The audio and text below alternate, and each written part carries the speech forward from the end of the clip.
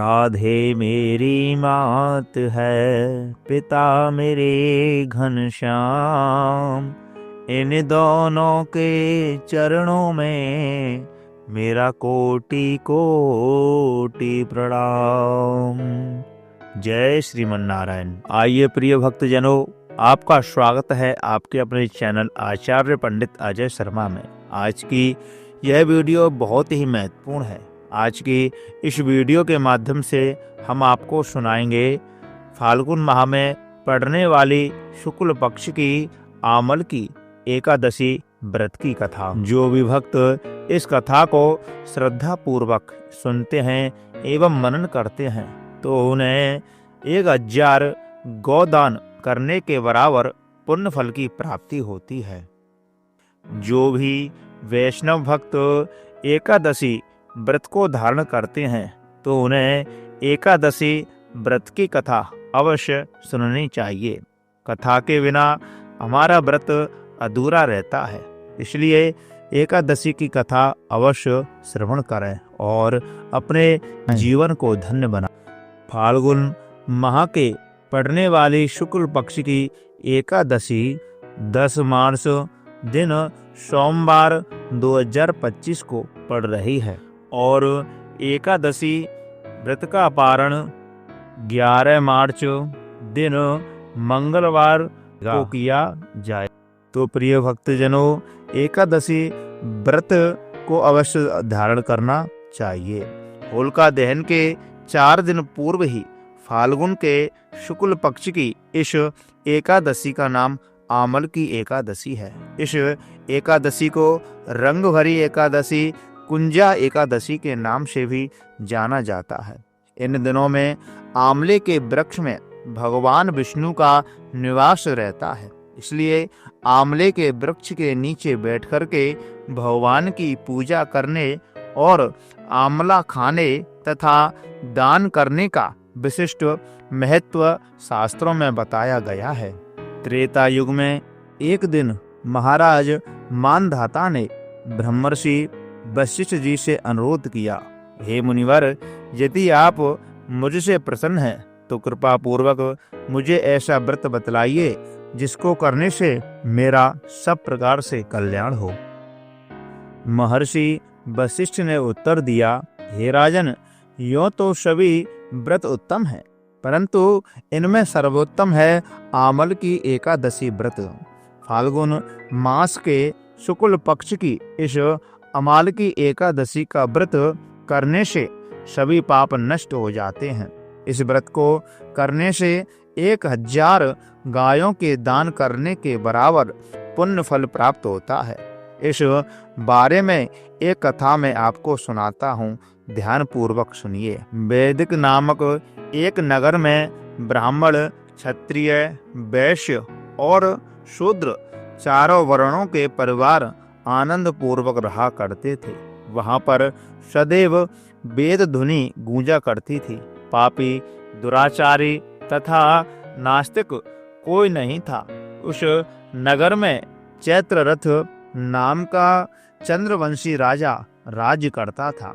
सभी नगरवासी भगवान विष्णु के परम भक्त थे और सभी नियम पूर्वक एकादशियों का व्रत किया करते थे। प्रत्येक वर्ष के समान फाल्गुन मास के शुक्ल पक्ष की आमल की एकादशी आई। उस दिन राजा, प्रजा तथा बाल वृद्ध सबने हर्ष पूर्वक, प्रसन्नता पूर्वक व्रत किया।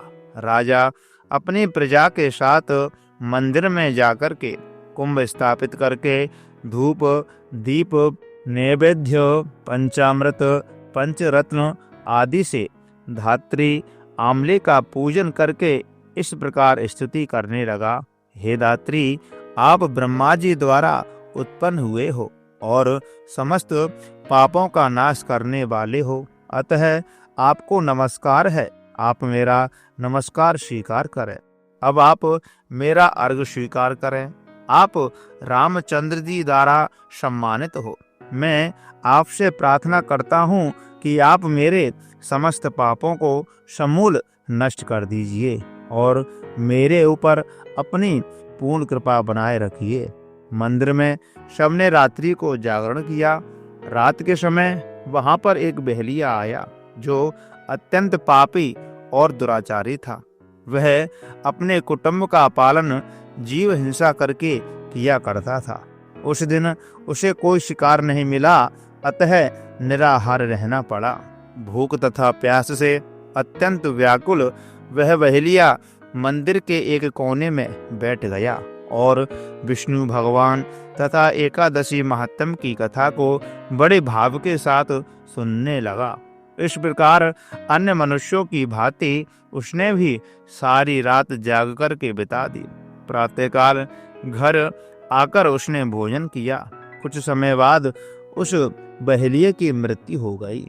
आमल की एकादशी का व्रत व जागरण करने के कारण अगले जन्म में उस बहेलिये ने राजा विदुरथ के घर में जन्म लिया। उसका नाम वसुरथ रखा गया। युवा होने पर वह चतुरंगनी सेना तथा धन धान्य से युक्त होकर के 10,000 ग्रामों का पालन करने लगा। वह तेज में सूर्य के समान, कांति में चंद्रमा के समान, वीरता में भगवान विष्णु के समान और क्षमा करने में पृथ्वी के समान था। वह अत्यंत धार्मिक, सत्यवादी, कर्मवीर एवं विष्णु भक्त राजा बना। प्रजा का समान भाव से पालन, यज्ञ करना तथा दान देना उसका नित्य का कर्तव्य था। एक दिन राजा वसुरथ शिकार खेलने के लिए वन में गया। देव योग से वह मार्ग भूल गया और रात्रि हो जाने पर उसी वन में एक वृक्ष के नीचे सो गया। थोड़ी देर बाद पहाड़ी मलिक्ष वहां आए और राजा को देख करके मारो मारो की आवाज लगाते हुए वसुरथ की ओर दौड़े।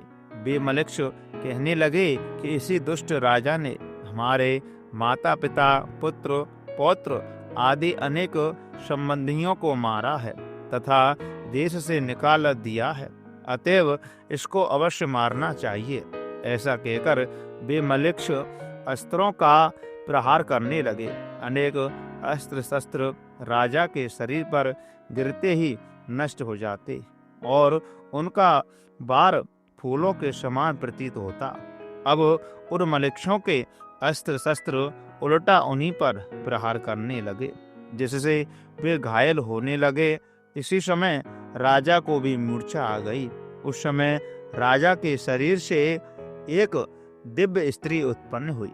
वह स्त्री अत्यंत सुंदर वस्त्रों तथा आभूषणों से अलंकृत थी, मगर उसकी भ्रुकुटी टेढ़ी थी और आंखों से लाल लाल अग्नि निकल रही थी।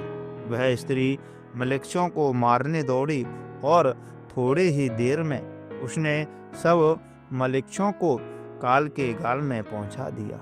जब राजा सोकर के उठा तो इन मलिक्षों को मरा हुआ देख करके सोचने लगा कि इन शत्रुओं को किसने मारा है। वह ऐसा विचार कर ही रहा था कि तभी आकाश से आकाशवाणी हुई, हे राजन, इस संसार में विष्णु भक्त के अतिरिक्त कौन तेरी सहायता कर सकता है। इस आकाशवाणी को सुनकर के राजा अपने नगर को चला गया और सुखपूर्वक राज्य करने लगा। महर्षि वशिष्ठ जी आगे बोले, हे राजन, यह आमल की एकादशी के व्रत का प्रभाव था। जो मनुष्य इस आमल की एकादशी का व्रत करते हैं वे सभी कार्यों में सफल होकर के अंत में विष्णु लोक को प्राप्त करते हैं। तो प्रिय भक्तजनों, ये रही आमल की एकादशी व्रत की कथा। जो भी भक्त इस कथा को श्रद्धा पूर्वक, भक्ति एवं निष्ठा के साथ इस एकादशी के व्रत को धारण करते हैं एवं एकादशी की कथा को सुनते हैं तो उनकी भगवान विष्णु हर एक इच्छा पूरी करते हैं। उनके सब मनोरथ सिद्ध होते हैं। हर एक सनातनी को एकादशी का व्रत अवश्य धारण करना चाहिए। जो भी भक्त एकादशी व्रत में इस कथा को धारण करते हैं, सुनते हैं तो उनकी भगवान विष्णु हर एक प्रकार से उनकी इच्छाओं की पूर्ति करते हैं। तो प्रिय भक्तजनों, ये रही इस वीडियो की संपूर्ण जानकारी। तो मैं आशा करता हूँ यह कथा आप सभी भक्तजनों को बहुत अच्छी लगी होगी। तो कृपा करके इस कथा को ज़्यादा से ज़्यादा शेयर करें, जिससे कि उन्हें भी यह पुण्य वर्धक जानकारी प्राप्त हो सके, यह कथा उनको सुनने के लिए मिल सके। तो प्रिय भक्तजनों, इस वीडियो को ज़्यादा से ज़्यादा लाइक करें और चैनल को सब्सक्राइब करना बिल्कुल भी ना भूलें।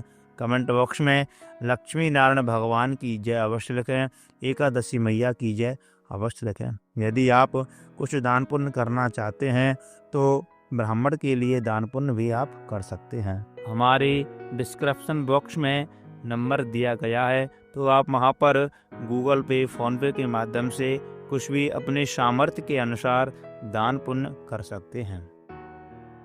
तो प्रिय भक्तजनों, आप सभी को आमल की एकादशी की बहुत बहुत हार्दिक शुभकामनाएं एवं बहुत बहुत बधाई। विष्णु एवं लक्ष्मी मैया की आप सभी के ऊपर विशेष कृपा बनी रहे, आपके जीवन में हमेशा खुशहाली बनी रहे, यही हम ठाकुर जी से प्रार्थना करते हैं। तो प्रिय भक्तजनों, आपको सभी को जय श्री राधे, जय श्री कृष्ण।